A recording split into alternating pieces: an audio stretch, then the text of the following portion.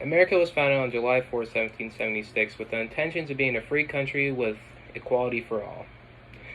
Now, since the United States was founded, it has stemmed off racial inequality and police brutality. It has stemmed off racial inequality because when the founding fathers signed the Declaration of Independence, they had at the time owned slaves, which meant that not everyone in the country was free nor equal.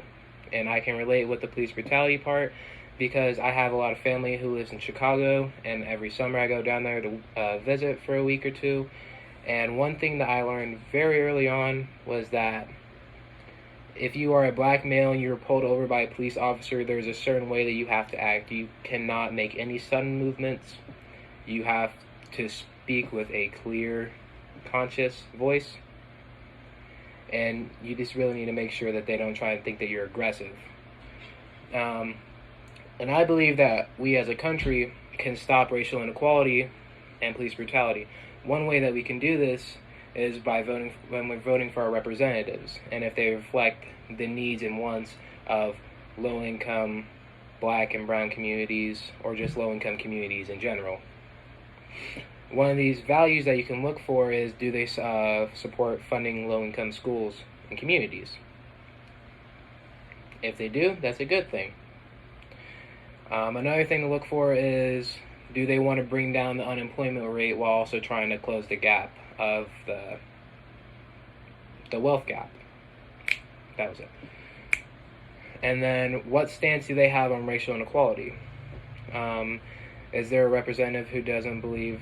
If there is a representative who doesn't believe that racial inequality exists, that is a very bad thing, because that will stem racial inequality in the United States and continue and make this continue to be a problem. This has been a problem for the last 300 years, and police brutality has been an ongoing problem since slavery was abolished. What stance do they have on racial inequality? You want to look for a representative who's going to encourage funding low-income communities during an economic downfall like COVID-19, because with COVID, as soon as this happened, the unemployment rate spiked.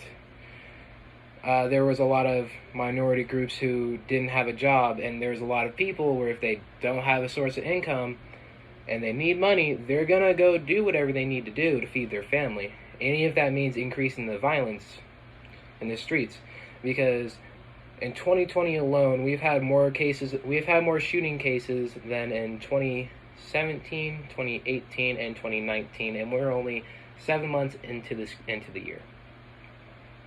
Now, that is very bad. Now, another thing that we can do to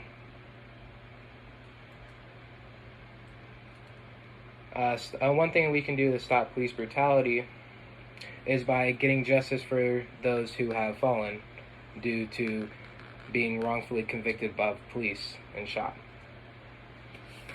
Now, as you can see on the right, this right here is Glenn Wrightsell. He was a 57-year-old white male. He was a business owner. He was a father and a grandfather. And he was wrongfully gunned down last year while trying to fix his daughter's car, who was broken down the side of the road.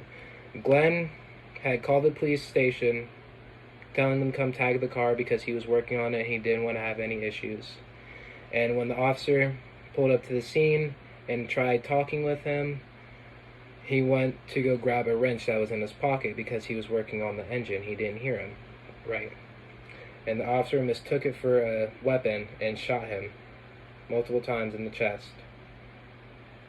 And then handcuffed him, put him in the back of the police car, and let him sit there bleeding out for about 20 to 30 minutes before the EMTs arrived. And then he was pronounced dead later at the hospital. The officer who shot Glenn wasn't trialed. He wasn't prosecuted. They took him to trial 3 months after he was shot, and they found him not guilty. And then this right here is Breonna Taylor. She was a 26-year-old African-American woman She was an EMT at the time. She had dreams of being a nurse and was going to school for it. And she was gunned down in her home by police.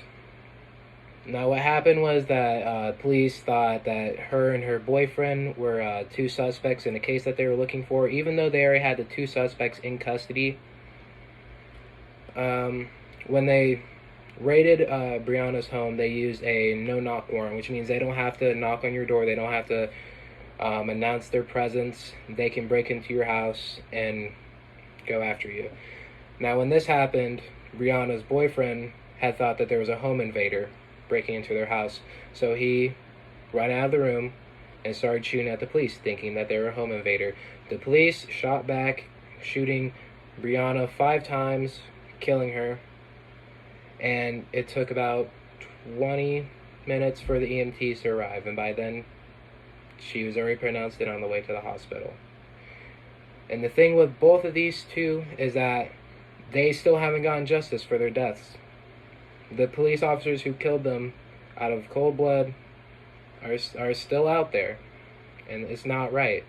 If we want to stop racial inequality in this country, then we have to hold people who are responsible for their deeds. These people, they should still be alive.